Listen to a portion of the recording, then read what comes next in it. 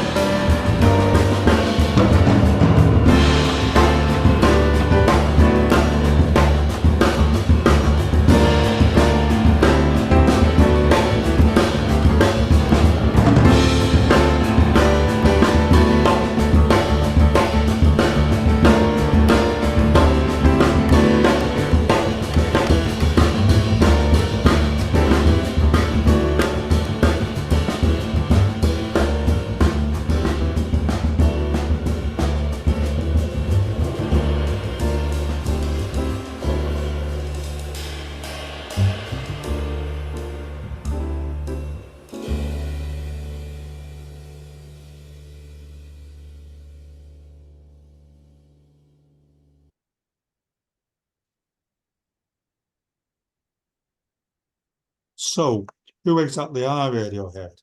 I think we need some brief biographical details. They're a five-piece rock band formed in Abingdon, Oxfordshire in 1985, with members Tom York, Philip Selway, Ed O'Brien, and the Greenwood brothers, Johnny and Colin, providing static personnel from that time to the present. The band rarely perform cover versions, so they can be regarded as writing almost all their own material. All of their songs, as far as I know, are credited to all five members of the band, which simplifies the songwriting credits for tonight's selection. Although it has been suggested that in reality, Tom York and Johnny Greenwood are the main writers, with the latter providing input from his knowledge of classical music and jazz. Despite the band's multi-million album sales, it can be argued that the main achievement has been to provide songs for contemporary jazz artists. Who remembers Babes in Arms, the musical in which Rodgers and Hart's My Funny Valentine first appeared? And how many people prefer Cole Porter's own recordings of his songs to those by Ella Fitzgerald et al.? Radiohead fans may not take kindly to this comparison, but I think the argument that the band's own recordings of their songs are of secondary importance deserves to be taken seriously. Probably the key interpreter of the quintet's compositions is the American pianist Brad Mehldau. Although he hasn't yet themed an album around the band's songbook, he has recorded at least half a dozen of their numbers, often in more than one version, and sometimes at some length. I'm going to play a film of the Brad Mehldau trio performing Knives Out live at Jazz Baltica in 2006. Larry Grenadier is on bass and Jeff Ballard on drums.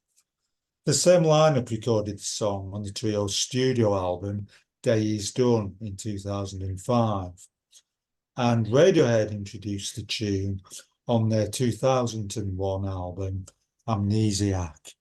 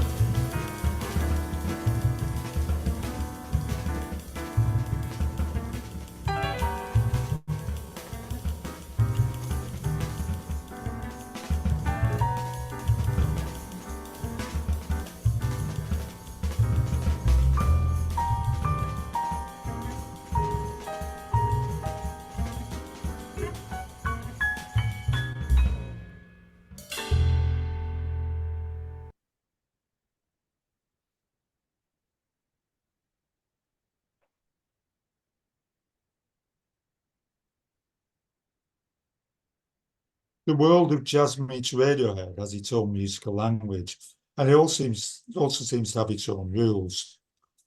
Jazz rock fusions have traditionally been based around electric guitar-dominated jazz bands. Yet the jazz manifestations of the songs of this guitar-based rock group stray wildly from that stereotype. Piano-led groups and big bands are more often than not the order of the day. We've had 2 piano groups already, and there will be more to come. The other rule, hardly a surprising one, is that the jazz style should be contemporary.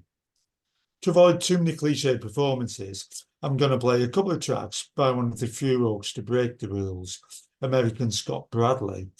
That's Bradley ending double E. This is Scott's ragtime piano version of Paranoid Android, which he released as a non-album single in 2022.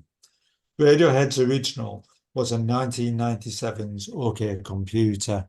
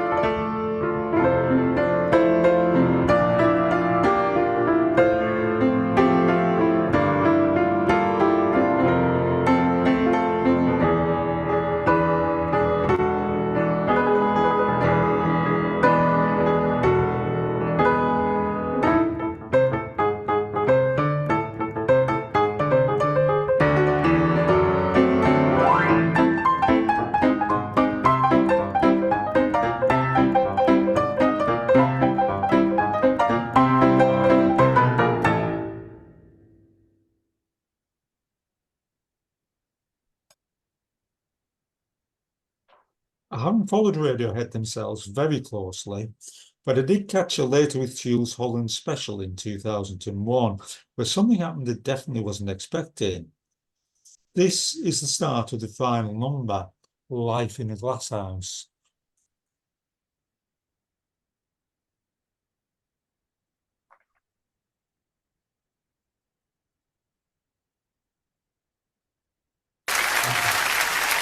We're now allowed to welcome Uncle Littleton, Pete Shane, Jimmy Hastings to the stage.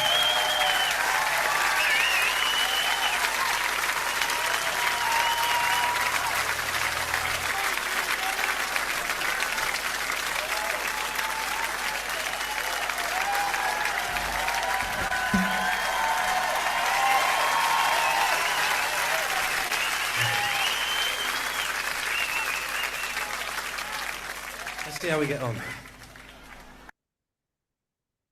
I don't know if you could see those guys coming out to rapturous applause, but that was trombonist Pete Strange, clarinetist Jimmy Hastings, and of course Humphrey Littleton, who I reckon he just celebrated his 80th birthday at the time of the broadcast.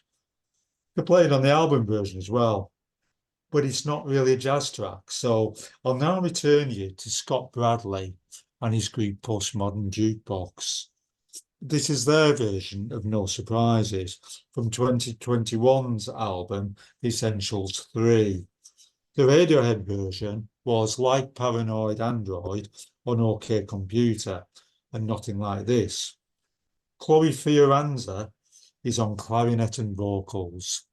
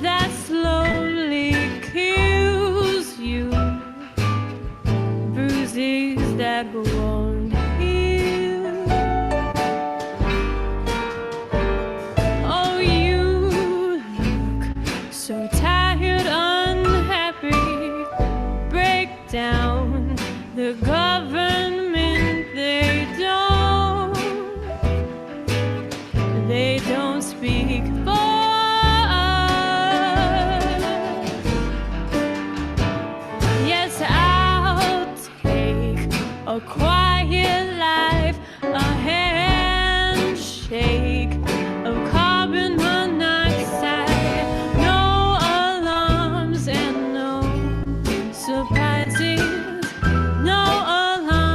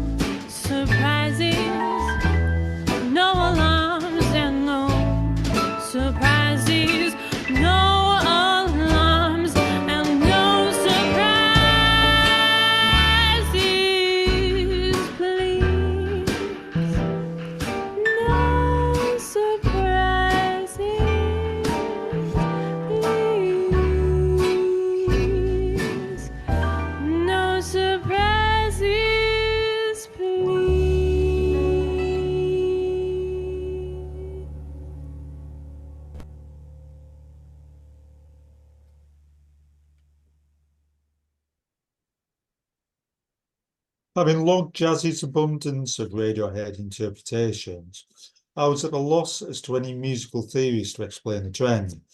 But once I'd embarked on this project, the research of others fell into my lap, or at least my laptop, from YouTube.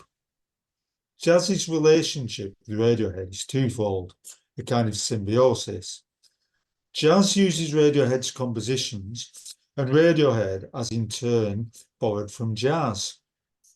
The chief guru on this theory appears to be Dr. Pete Carney of the University of Illinois, whose discoveries can be found in the YouTube video Radiohead Runs the Voodoo Down.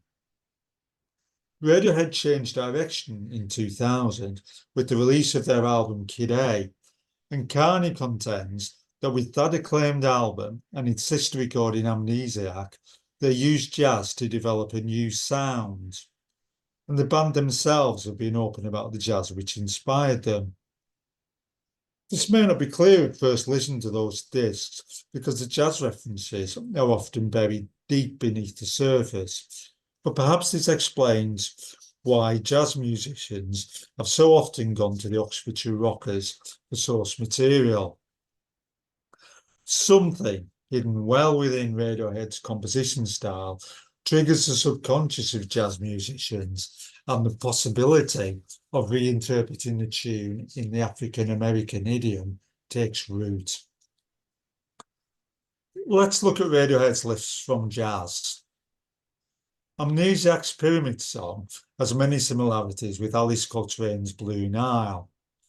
Similar drum rhythms, Phrygian chord progression, pentatonic melody, and Egyptian-themed lyrics. No surprises from 1997's OK Computer, borrows from Louis Armstrong's What a Wonderful World, a song which the band jammed on when writing their track.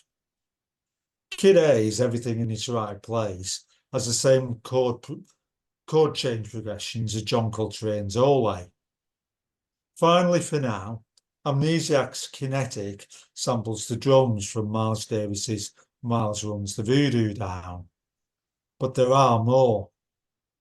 I'll come back to this line of thinking after the next number. British pianist Rick Simpson recorded his own version of the entire Kid A album in 2020, following his sellout gig at the Vortex in London. The track I've picked is Morning Bell. James Alsop is on baritone, Tory Freestone tenor, Dave Whitford double bass, and Will Glaser drums.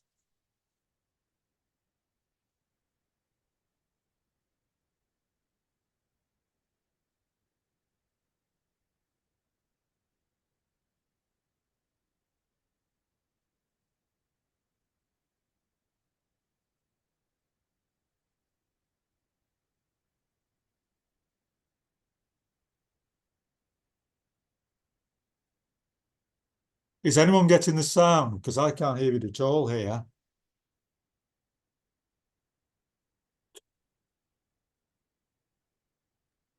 Something Fine, seems like it's okay.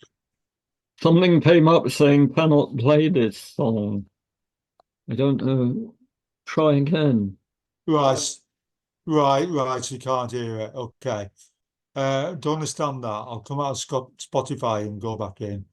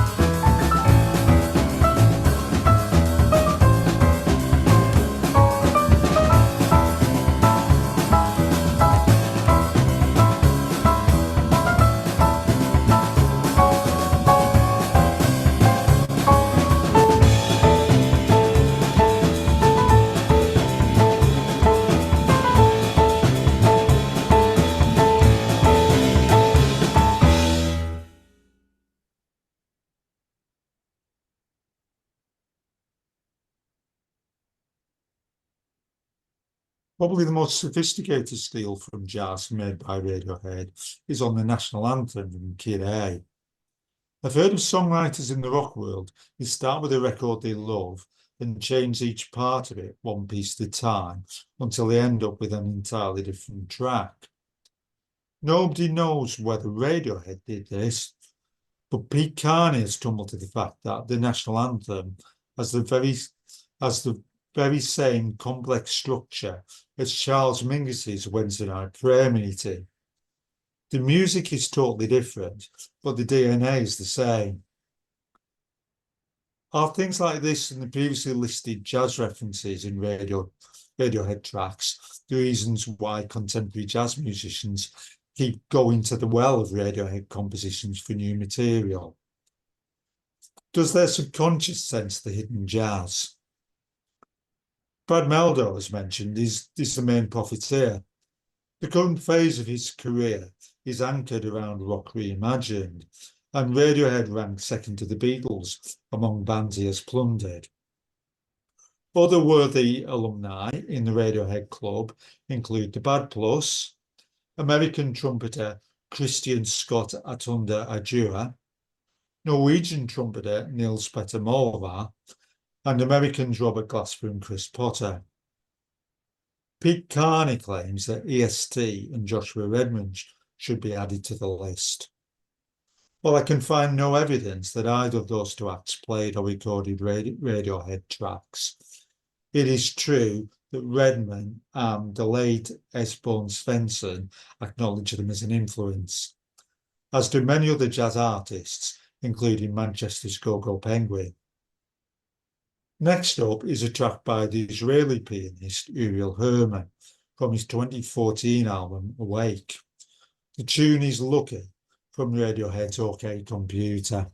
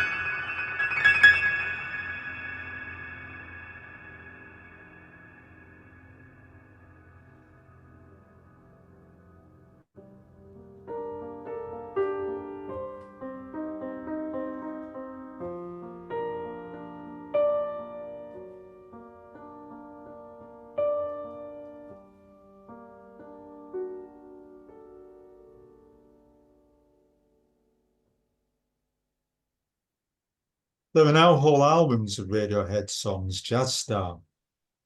I mentioned Rick Simpson's Kid A earlier. Two others I've come across are Radiohead, a Jazz Symphony by the Netherlands Noordpool Jazz Orchestra, and Plays Radiohead by Spain's AP Big Band. Coincidentally, these recordings corroborate the theory that, for whatever reason, big bands are attracted to the Radiohead songbook. For my final track tonight, I'd like to play a live track by Manchester's own Beats and Peaches Big Band, who I'm sure many members will have seen gigging at some stage since their formation in 2008. The track is Kid A's Everything in Its Right Place, mixed with Just from Radiohead's The Benz album, and it was filmed in Germany in 2011. Ben Cottrell leads the band, and the video will list other key members.